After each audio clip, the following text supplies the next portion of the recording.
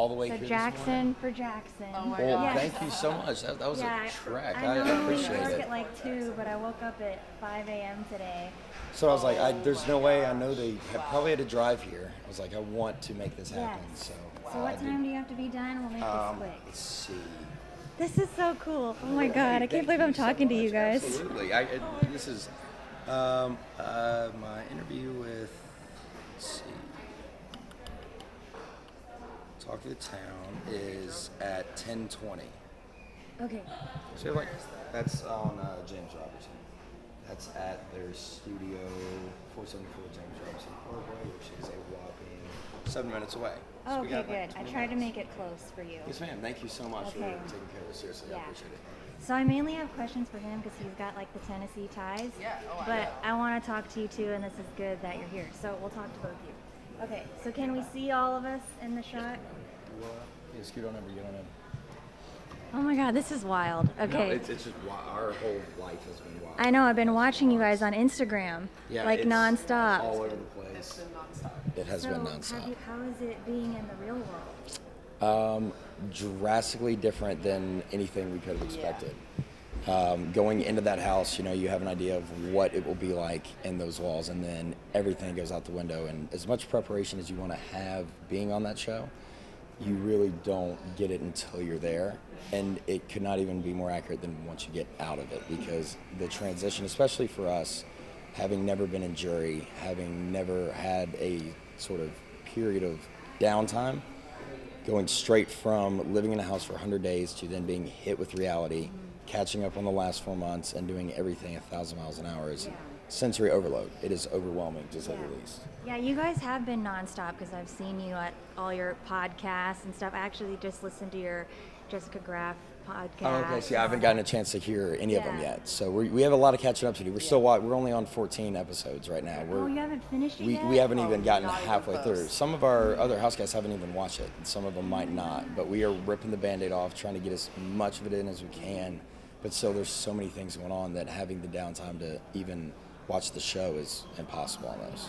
Yeah. Okay, so I see that you flew Holly out here. So is this like true love? Like what's going on? Absolutely. Oh, no, it was just for TV. No. Everything. Literally, we both went in there. The last thing either of us wanted to do was be in a relationship on the show, because in Big Brother history, being in a showman, it's a sort of a death sentence. And then it actually was the best thing to happen to me in that show was meeting her, falling in love with her, and even outside of this house, it truly was, even more so than the money. The best thing that came from it was Holly. It really was. So I heard you say like the amount of time spent was pretty much like 2 years It because was. you're with her like, or you guys are with you for 24/7. 24/7. So are you gonna propose like tomorrow? So I'm 24 and I've still got a little living left to do, but I will say that the feelings are there and there's nothing that's disingenuous about it. We never, if anything, we even considered faking a breakup on the show for strategy. Yeah. But everything between us is 100% genuine, and I love her to death. But just like in the show, we are both living two very separate lives. We had two different games, and everything we're doing is for ourselves. And if it works together where we're able to live synergistically side by side, then great, but we're not going to force a fit. Just taking it one day at a time and enjoying each other's company, really, and showing around Tennessee. Well, you know how Tennessee boys are, Holly. They like to get married young and commit young, so you never know. Yeah. That's what I've learned around here anyway. The South has different traditions, Yeah. different Different traditions. Different down here. So I know a lot of people asked you this, but when you won, the whole season you were talking about, I'm doing anything to get the confetti on my shoulders, and then you walked out and it was like stone cold face. It was like serious stone cold. And so why was that?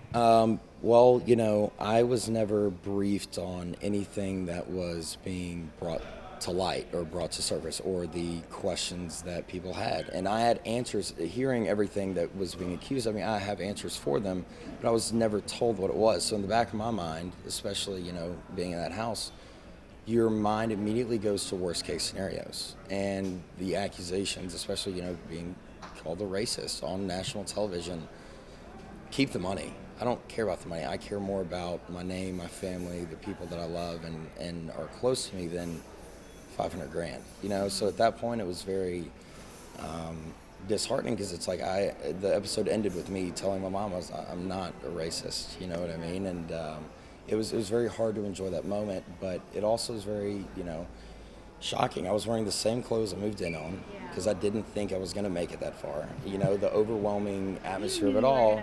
Come on. But at the same time, like, I also never wanted to let myself truly believe it, because if I got cocky or arrogant about it, then it wouldn't happen. So it was a mixture of emotions. It really was. So what are you going to do with the money? And then a side question, I was curious, like, do they just automatically deposit like 500 grand in your account, or is it like chunks? No. So I actually, people saw me. We went to Vegas. We've gone to this and that. It is a check that I didn't get until just about a day or two ago. I haven't touched it yet. Yeah. Exactly. So, let's go shopping. But no, there's 7% that I've set aside that I'm needing to buy a new vehicle, because I totaled mine 2 weeks before moving into the shows, hit in Hollywood, where I live in LA. Then rent and living expenses, and I need to take care of some family things. The other 93% is getting saved, invested in IRA, 401k, and stocks, setting myself up for success in the future, because 500 grand is a lot of money, yes, but I can do one of two things with it. I can either change my life for the better, or I can have a great time now and then be just as broke as I was before going in the house in 10 years, So I knew you were going to be responsible with it. I could just tell with your gameplay and the way you answered. And I feel like every time you talk, it's very like clear and concise and to the point. And I remember watching you on live feeds, and you said you took the LSAT and you didn't even study. Yes. So are you still wanting to be a lawyer? Or you said you also wanted to personal train in LA. I do, yeah. Fitness and nutrition is my goal, and that's what my passion has been. Law was something that I knew that I could do well with, that I would pursue, but that was more financial security. I grew up in a home where our income was based on a fluctuating market. My mom was in real estate. So I lived through '05, I lived through '08. I felt the financial pressures of, having your income go up and down. It's never consistent. So for me, the best thing that I could do and what I would be good at is being an attorney with job security. Financially speaking, I was doing it for my family, but not because that was my passion. Passion is in fitness and nutrition and helping others that feel like they can't help themselves reach their goals for what they want to do in life. The LSAT, I took it because I was going to go to law school, but everything happens for a reason, and I ended up not being able to go to law school. I had to take a year off, and that's what forced me to move to Los Angeles to do something different. Within 10 days of living in Los Angeles, saw an open casting call on Instagram, 45 minutes left before the thing ended, had no idea, just Ubered to it. 5 months later, moved into Big Brother, and then 3 months later, I won. Unbelievable. It was wild. Yeah, so back to Big Brother. I didn't mention how creepy I am. Like, I get really bored in Jackson, so I watch the Big Brother After Dark on Pop TV. I watch the live feeds. More bored than you were. I don't know. It might have been equal. It was rough. I'm like alone, but I watched like all of it. So I was like, I got all the questions up here. So one of the things, and I know you've been asked this too, one of the things that made me so mad is when you made that lie about Tommy, and he was crying, and obviously. So did you think that was necessary? I did. At the time, the way that I saw it was Cliff and Nicole, they had all the power to either evict Holly or Tommy. And on a personal level, obviously, I don't want Holly to go anywhere, but on a game level, I knew that if she left, it would then be 3 versus 1. So I could do one of two things. I could either sit back and know that, because this all happened the night before eviction on Wednesday night. If Tommy had 16 more hours with them, even if they say they were going to bed considering keeping Holly, Tommy would have been able to flip them. So it's either I sat back and did nothing and lose Holly, or I scrapped together the last resort kind of Hail Mary plan, and either it works and Holly stays, or the same outcome as if I do nothing and I still lose Holly. And it's also, there's only 4 of us left, so it's not like it would really be detrimental to my game, because if Holly leaves, whether I make this lie up or not, I'm just as screwed as if I didn't. 3 versus 1 either way. So I love her too much on a personal level, but also on a game level, her and I were doing this thing together, and we wanted to go to Final 2. So everything that I did was to help our game, and I truly felt that if I hadn't done that, Tommy would have been able to convince him otherwise. Can you hold the mic, because I can't reach out? Oh, yeah. So Of during course. that moment when they were going at it, Yeah. you didn't say anything. So why didn't you Yeah. say anything? Why don't you stick up? Because, well, first of all, I knew that it was a lie. And Tommy was always one of my best friends in the house. And he and I were also really close allies. And so I never thought that he and I would be going against each other. So, I mean, it was painful on a personal level, but also I didn't want to get caught up in the lie because I didn't know if it would be helpful or be a hindrance to my game. Like, it could have totally backfired, and that could have solidified Cliff and Nicole wanting to send me home. And so I wanted to be removed from it so that if there was backlash, it wouldn't fall on me. Yeah, because if the backlash fell on him, it wouldn't matter because he'd be screwed anyway. Like he said, it would be 3-1. But I kind of wanted to seem like I was not in the know and that I was not really privy to that information and that it was as much of a surprise to me as it was to Cliff and Nicole. She's also the one on the block, so it's like if she gets involved, okay, well then if we're upset with you, we can evict you. They can't evict me. I was not on the block. Right. So it's like, for me, I had nothing to lose. I didn't want her getting involved because she ultimately would be the one to take the fall for it. I had everything to lose, so I was just kind of silently praying that it would work, but also feeling really bad that we had to go that route.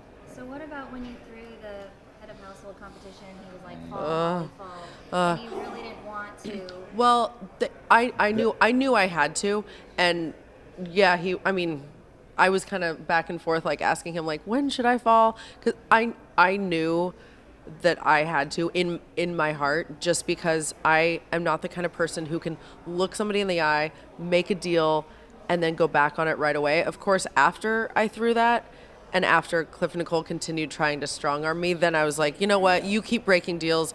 I'm going to break deals. I at that, things kind of changed after that. But I had promised them that I would throw the HOH, and that was the only leg I had to stand on, and that was my only bargaining tool to keep me in the house. The edit also, though, makes it seem like what you don't realize is that the competition was extremely loud.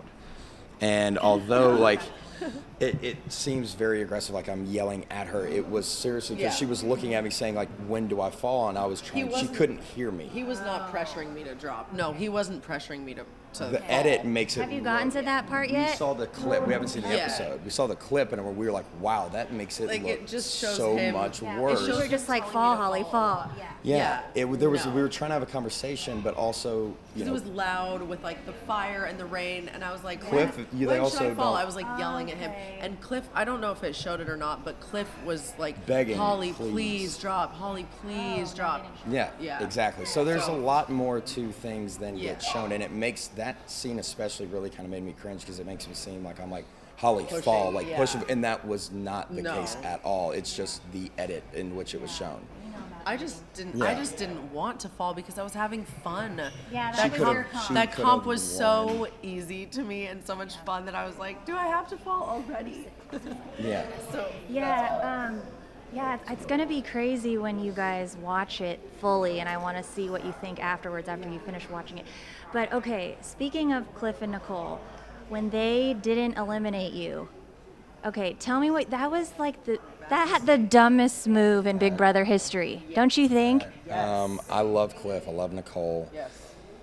I will say on a game level, because after they won the veto, I grabbed Holly, we went upstairs to the HOH room, and I was like, hey, on paper, in theory, they technically could take Cliff off, put you up, and then it would make sense for them to evict you. This is the chance to break us up. But I was like, they wouldn't do it, whatever. But I'm trying to always put myself in other people's shoes and think ahead of what could happen, and I was like, this would make the most sense.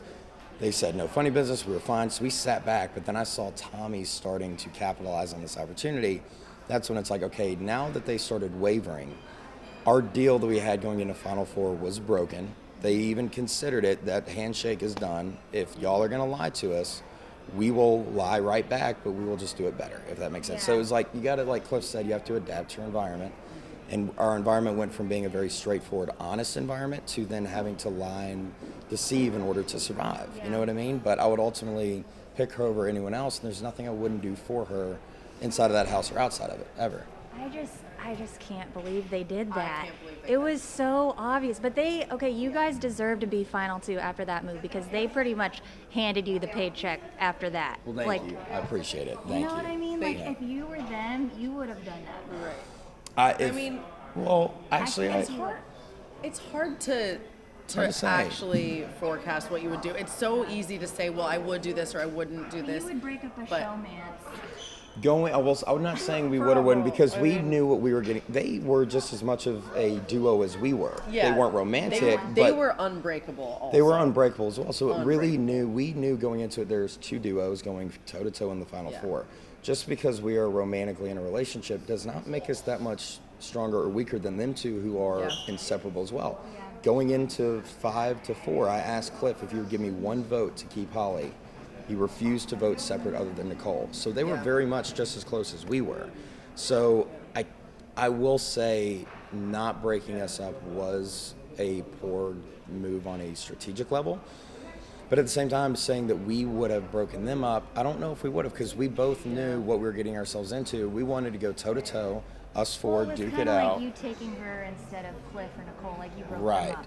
So. Right. Yeah, and then it came down to, when I won the veto going in from 4 to 3, Cliff truly was trying to set himself up with every deal to guarantee that he would be sitting in the final 2.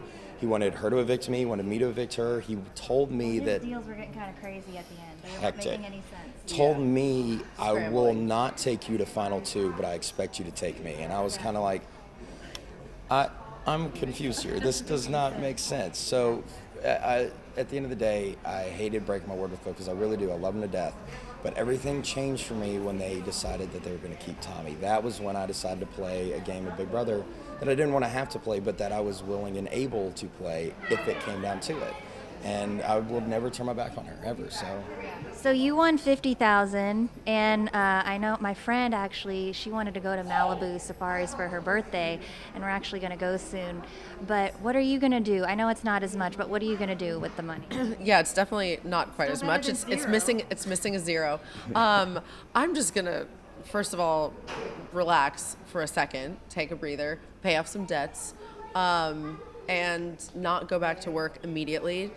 Just because coming out of this whole experience is a little more overwhelming than I think we realized.